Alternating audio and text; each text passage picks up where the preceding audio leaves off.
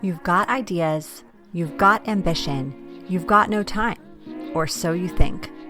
I'm Marissa Lonick, and I help busy moms with big dreams and no time.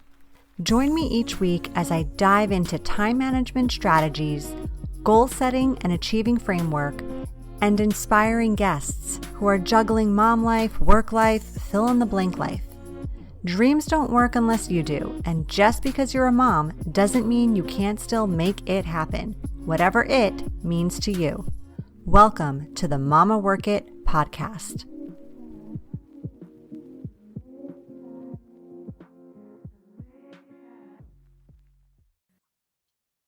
Hello, mamas, and welcome back to another amazing episode of the Mama Work It podcast. I'm your host, Marissa Lonick, working mama for, founder of Mama Work It, where we support women in the juggle of work life, mom life, wife life, fill in the blank life. Today, we are chatting with Katie Richardson, the creative force and founder of YearCheer, a holiday subscription box for kids. With roles as a wife, proud mom of four, and former corporate retail executive, Katie wears many hats. But her chief role, being the magic maker at home. YearCheer, Katie's brainchild, was born from her desire to help fellow busy moms create amazing memories and cherished memories for their children without the overwhelming struggles. No more endless internet searches, going down the Pinterest rabbit hole. No more tiresome trips to stores only to find items out of stock. No more late night dashes to craft that elusive, magical family moment. Gosh, I've been there so many times. And definitely no more mom guilt for not doing enough. YearCheer is the solution for moms who, like Katie and like many of you, juggle work, family, and still want to create unforgettable memories and moments. It's all about making fun a priority, even amidst busy schedules. This sounds like exactly what lots of us, including myself, need. So I am so excited to be diving into this conversation. Katie, thank you so much for being here. Thank you so much for having me.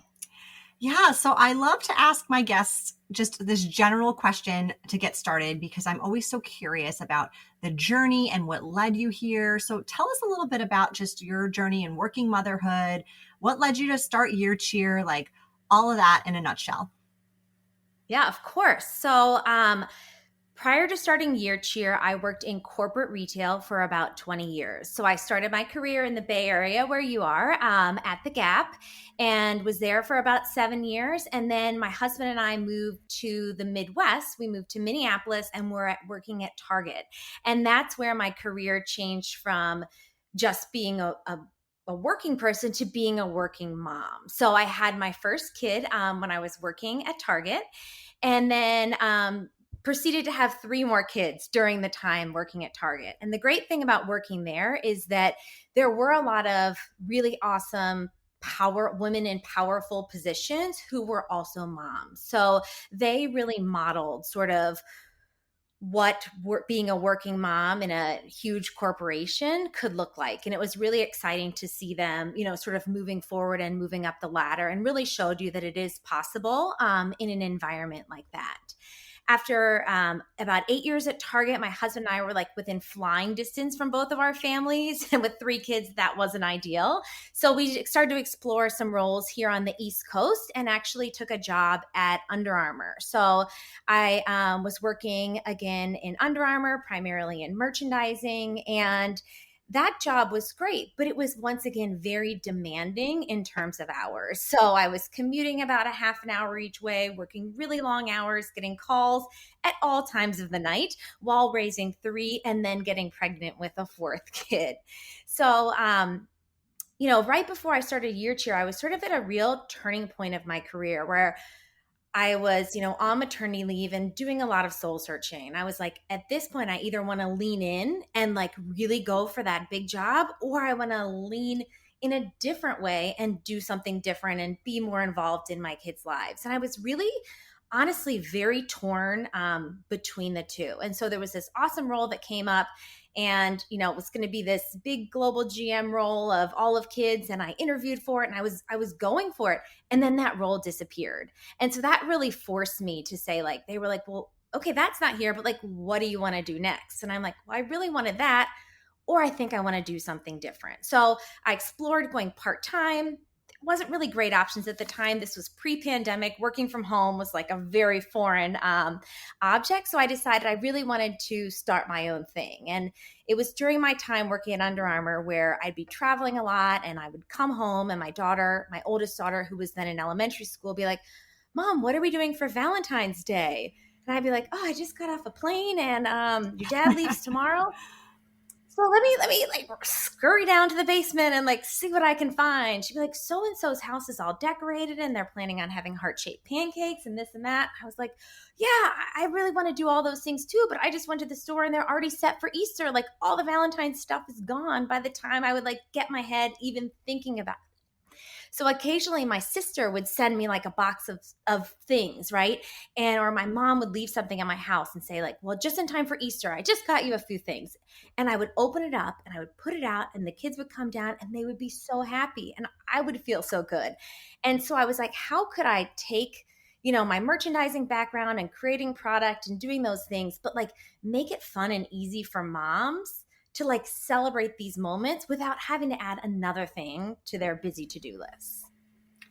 So many relatable points in that story, Katie. Thank you so much for sharing it.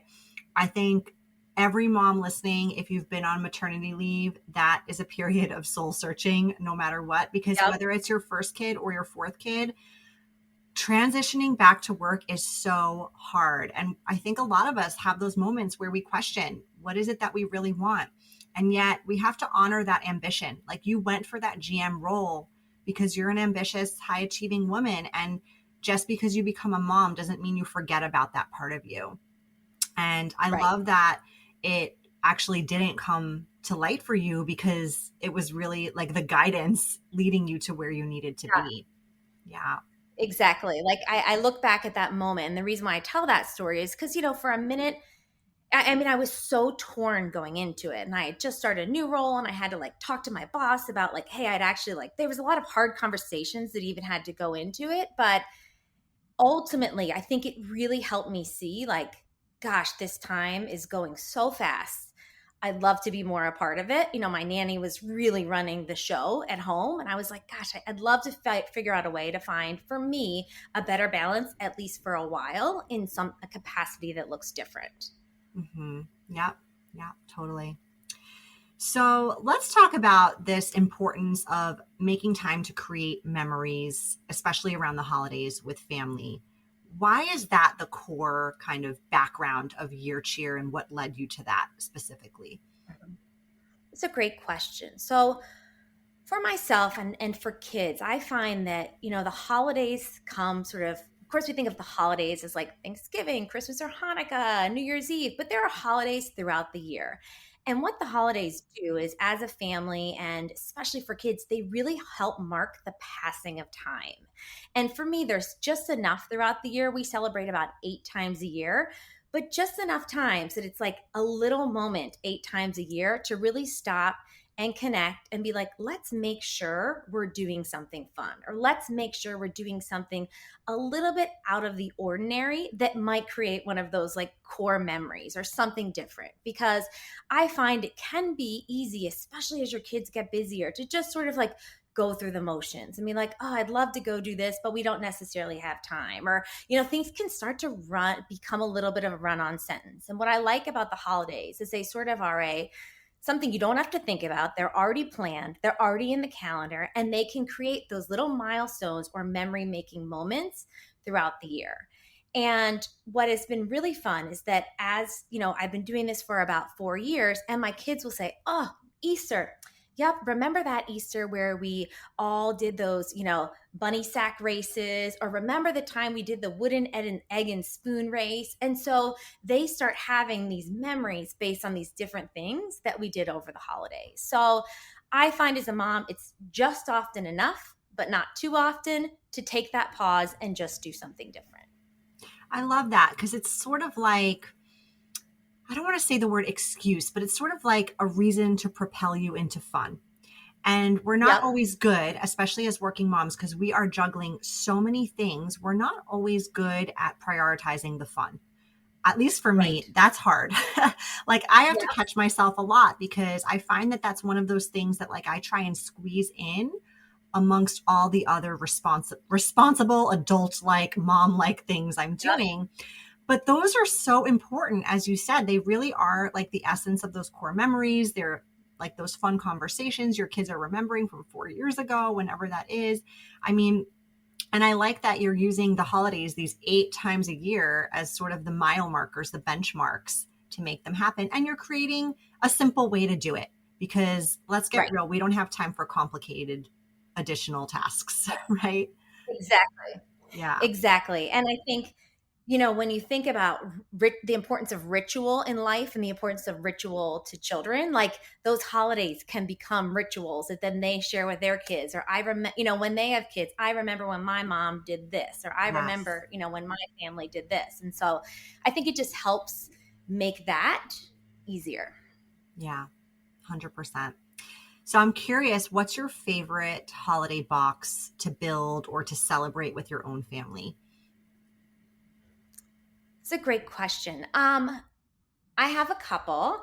I would say Valentine's is always sort of fun for me. I think because it was the one that began it all, like where I can go from being sort of an unprepared Valentine's mom to like really taking a moment to do some things with the kids. And we always have, an activity where it's like sharing what you love about them or people in the family, writing little notes or sharing things they love. So I think that one's always a lot of fun. Um, our customers love our Halloween box. That one's always a big hit, and is really fun just because we try to do a combination of decor and activities, and you can always have a lot of fun with Halloween. And I would say New Year's Eve. New Year's Eve is one that I think really surprises me and surprises people, but it's truly our New Year's Eve box is a party in a box because it's truly everything you need to make New Year's Eve, which can be sort of an awkward time with kids. You're like, what do I do with them? Or what do I do as a parent on New Year's Eve? Like, it can feel like a little bit of a letdown, but our box really helps it be like a fun moment to celebrate with your kids. I love that. We live on the West Coast now. We're originally from the East Coast. What we do for New Year's Eve these days is we celebrate on, East Coast time.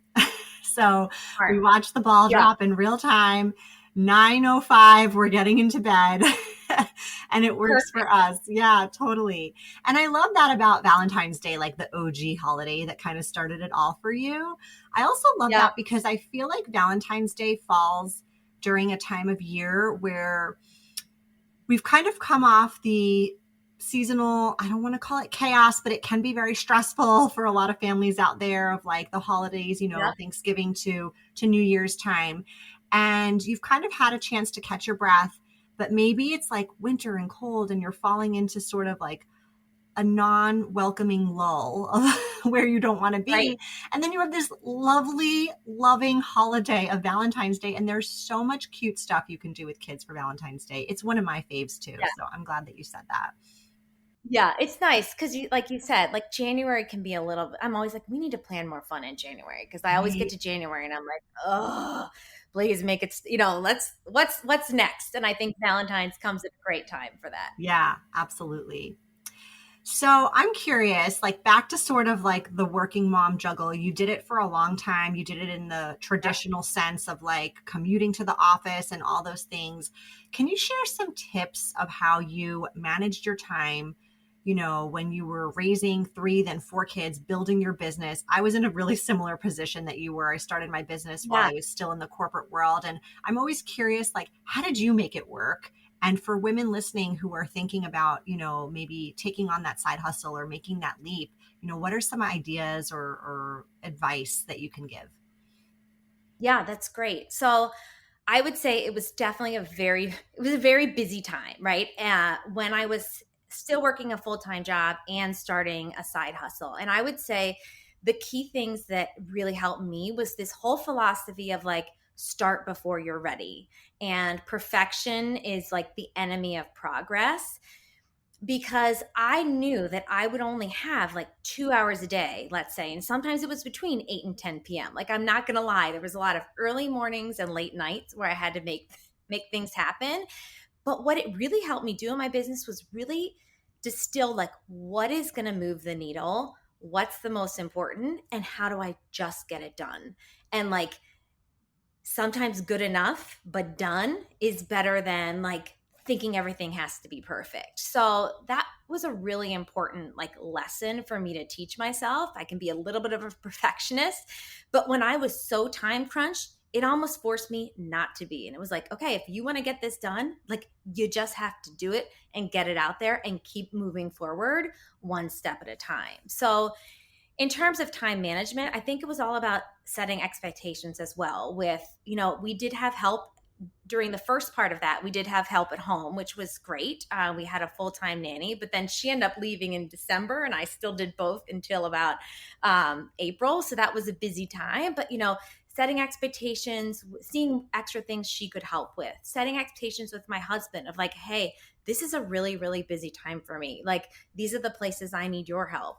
And then one thing I found helpful through my entire time of working motherhood has just been really talking to my kids and understanding what is important to you and what is not. Like there's this was especially hard when I was commuting, but there would always be something from 11 to 11:15 on a Tuesday. And I would have had a meeting 30 minutes away at 8 o'clock and then something in the afternoon. So like really connect with my kids and saying like, what's most important to you?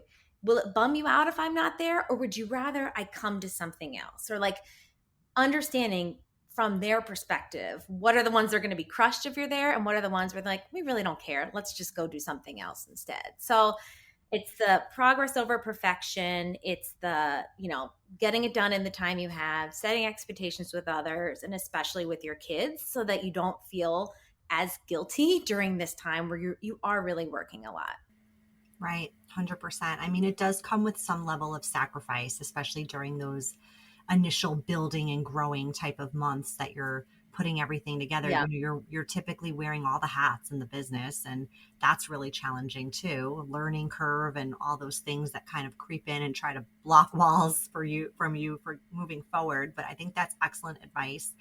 I also think something we don't give ourselves enough credit for is like how efficient we are and we become, because we do only have that limited time and capacity, so there's something to be said for the fact that like sometimes in that hour or 2 hours or even 30 minutes I would have in the evening to work on my business or write my book or whatever it was, I was like a productivity ninja. And I'm sure you were too, Katie. Like, my Yep. gosh, like I would spin circles around people in the office sometimes and what I could get done in that amount of time. So it's just, we have to remember too, like reasonable expectations, and also like we are subhuman amazing. We can totally do it. Exactly. I mean, and to your point about sacrifices, I just remember that like the first summer that I was starting this, my company had summer Fridays. And so everyone would leave the office and go and, have fun with their friends and family. And I would stay the normal hours on Friday because my kids, they weren't in school, but they were taken care of at that time. But I really like used those chunks of time. So like that was a sacrifice that I made, that at times I'd be like, gosh, I'm really missing out on this summer Fridays. But I was also building a new life for myself. So it was a short-term sacrifice for a longer-term gain. Totally. Yeah, absolutely. There's that fine line between sort of like burning out and holding yourself accountable and disciplined. And you just got to find like where that line lies for you, right? Maybe if it Yeah. worked for you to do it for that summer, maybe for someone else, it's got to be 3 weeks. And then 1 week you do actually take the afternoon off and you do something fun. So Yeah. yeah, Yeah. And I will also say it wasn't sustainable forever. Like I got to of the point course. where I'm like, okay, I need to make a choice, Mhm. and I planned for and figured out, okay, how do I go all in? Because I knew I couldn't keep going like that forever. Right, right. And it starts to feel misaligned, I think, after some time, Mhm. like, because I'm sure you really loved what you did in the corporate world, even though like the Yeah. flexibility maybe wasn't there or like the lifestyle you were looking for. And so I think for me personally, like I loved it for so long. And when I started not to love it, I knew it was probably time to step out because I was just Yeah. being forced in a different direction. I was, I had to move in that space. Yeah. Yeah. And I got to the point where I'm like, well, I can either outsource these things in my new business to keep doing my corporate job. I was like, but what I really want to be doing is my new business. I was like, that was, if I was going to keep doing both, something was going to give. And so I took probably the riskier move, but I'm really glad I did. Yeah. Yeah. Okay, last question before we move on to more of like the lightning round, just random fun ones, is what are some things you did during that season of sacrifice to overcome or at minimum decrease some of that guilt that you were feeling? Maybe the guilt of not being with the kids or the guilt of not showing up in whatever capacity.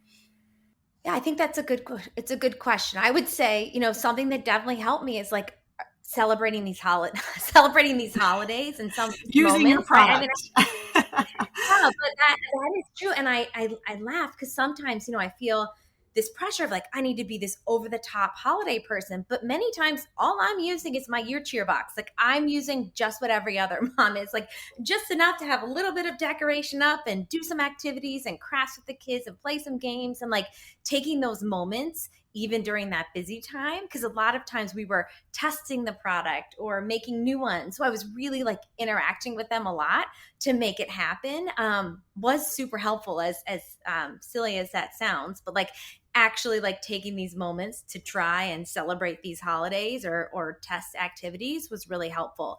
The second thing again was just to reduce the guilt, asking my kids what's important because I have 4 kids with 4 very different personalities.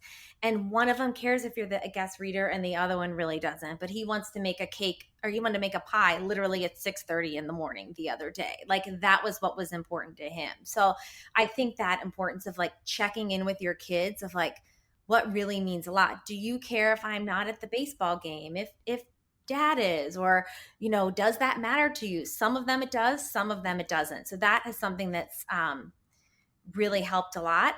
And then sometimes I remind my kids of the things that we did. Like, remember when I came on that field trip with you? Like, hey, we do that fun stuff. But I would say, that guilt, it still can be there.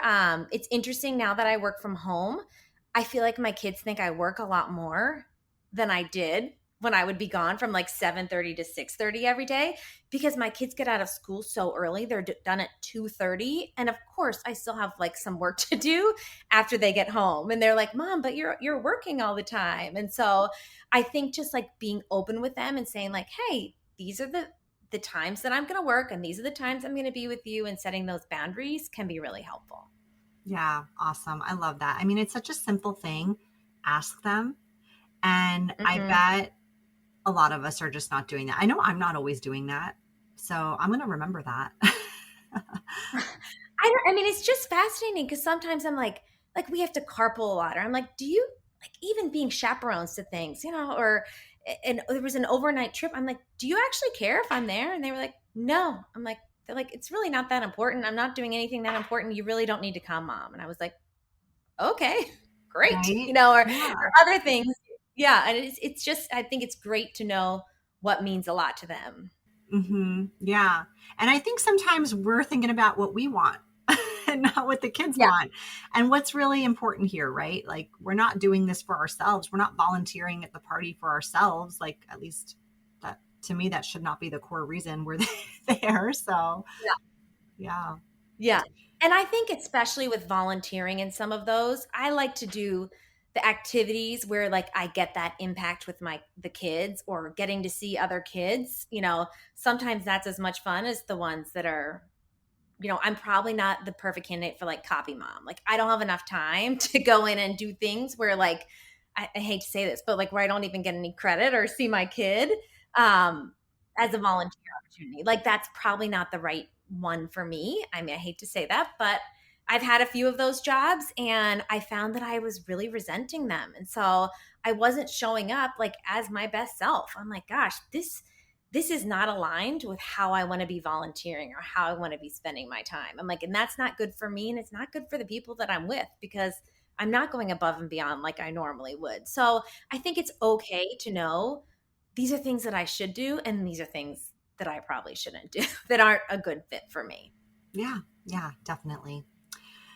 All right, Katie, we are going to move on now to our lightning round. Are you ready? I guess so. Here we go. Here we go. Ready or not? All right. These are just random fun questions. We'll ask you a few, get to know you a little bit more personally outside of YearCheer and your working mom life. Here we go. If you could have any superpower, what would it be? Any superpower. I mean, I don't know if this is a real superpower, and I think you have this superpower, but I'm not like a great planner organizer of my time. And so I wish I had that superpower. I know that isn't a real one. And that sounds so cheesy, but it's like process and organization and following processes is like something that keeps me up at night. So that's a superpower I would like to have. That Like, is so I don't know, funny. just like, yeah, the ability to be like super, super organized. Cause in my core, I want to be, but I have ADHD and struggle with it a bit. So that's what the superpower that doesn't exist, but that actually many people have it, but I just don't. Wow. And I bet anybody listening up until you said that would have thought you were hyper organized and totally like had it all together. I mean, I try, but it's just it's a little it's organized chaos is what it is. But like I definitely rely on like the friends to be like, "Did you remember this? Did you remember that?" Da-da-da-da. I'm like, "Oh, I got to, some balls Oh, are always dropped." Katie, I have a hunch you're not giving yourself enough credit here, but okay. That would be my one. All right. Let's see. What if they made a movie about your life? Who would you want to play you? I think Kristen Bell would be a good person I to agree. play me. Yes. I get that sometimes. I'm like, she's the Hollywood version of me, but I like her because I feel like she's funny and relatable and sort of quirky, and I like her. So I think she would be a good person. I could totally see that. Absolutely. Are you more of an introvert or an extrovert? I would say I'm more of an extrovert, but I definitely hit my capacity, I realize, where I need a little time alone, which with 4 kids is hard to find. So sometimes I'll be like just sitting in the car for a minute, like by myself. And I'm like, oh, this is me needing to refuel from my extroverted self. Yeah, I think a lot of moms, even if they are at heart extroverts, find that they sort of lean into that introverted need, at least during like a season of life, especially when raising kids, like when they're little. So I agree. What is your guilty pleasure TV show? I love anything teeny bopper. So this summer I turned pretty, loved it.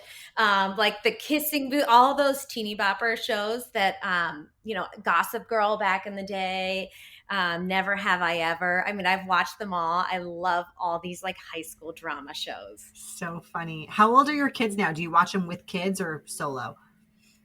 So those I watched. My daughter is 14, so I watched those with her. We had a lot of fun with The Summer I Turned Pretty, watching it together. And then my next son is in 6th grade, and then my next is in 3rd grade, and then I have a kindergartner. So we're beginning elementary school, middle school, and high school all in the same year this year in our family. Wow. So it's a big year. That's awesome. That's awesome. Okay. What's your like go-to get it done song when you're like in a zone, being super productive, want to get motivated? Yeah, so somebody gave me this advice to do a playlist that's between 60 and 80 beats per minute. And Mm, so I created one of those on Spotify. So I couldn't even tell you like what these songs are. The first one's called like Lake something. But I like put that on and I'm like, oh, this is go time. Like this is wow. focused, calm. It like gets me in because if I get too pumped up, I won't get anything done. It like gets me in this like calm focus zone and it's like the same playlist all the time. So I'm like, oh, this weird lake song, like this calming music. This is what I need. Yes, it takes you to the place you need to be. Totally. Exactly. Exactly. All right, last question. What's something most people don't know about you? Hmm. That's a good one. I used to do ballet a lot when I was young. That was fun. It's sort of like a fun moment. But what else? Something that people don't know. I'm sort of a picky eater, so I can be like a pain to go out to dinner with. Or I only like I will look at a whole menu and be able to pick out like 3 things out of it that I want to eat, and then I'll stress exceptionally about which of those three things I'm going to get. But I'm not like great at a steak place or places where there's lots of meat because I don't eat a ton of it. So that was a terrible answer, but I'm not. Not a but terrible I guess answer. like I don't know what that's a thing where I think people are like, oh, you're always surprised with those like sneaky picky eater people. Yeah. So if we ever hang in real life, I'll let you pick the restaurant and sounds good. I would love that. All right, Katie. Well, we're just about ready to wrap up, but first, please tell our listeners where they can find you, where they can access YearCheer, and I know you've got something special for our Mama Work It fam. Yeah, so you can find us at YearCheer.com or on Instagrams where we're the most active at YearCheer. And for the Mama Work It community, because you guys are really who we're building this for, we're doing a special 15% off discount, which is pretty much our Black Friday discount with code MamaWorkIt15. So we're really excited to share that. We want to help be your secret weapon to make holidays fun, both for you and for the kids. So we would love to join us and share any feedback that you have, because that's how we continue to learn and grow. Awesome. Well, it sounds like it truly is a secret weapon. So thank you for creating it. Thank you for telling us more about it and about your own personal journey. And we just so appreciate you being here and being on the show. Thank you so much for having me. This was wonderful.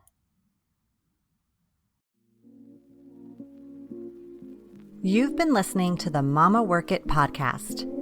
I hope you've enjoyed this episode and would love if you could take a quick minute to leave me a review on whichever platform you're listening from, and maybe even send a note to a fellow mama friend recommending it. Reviews and recs help this podcast grow and reach more like-minded, awesome moms. And if you haven't subscribed yet, don't forget to click that button so we can stay in touch, girl. By the way, if you haven't checked out the Mama Work It website, please do. There are lots of free resources and great articles there that can help you with the juggle of work life, mom life, wife life, fill in the blank life. So head on over. Thanks again for being part of the tribe. I'll see you soon, but in the meantime, keep on working it, mama.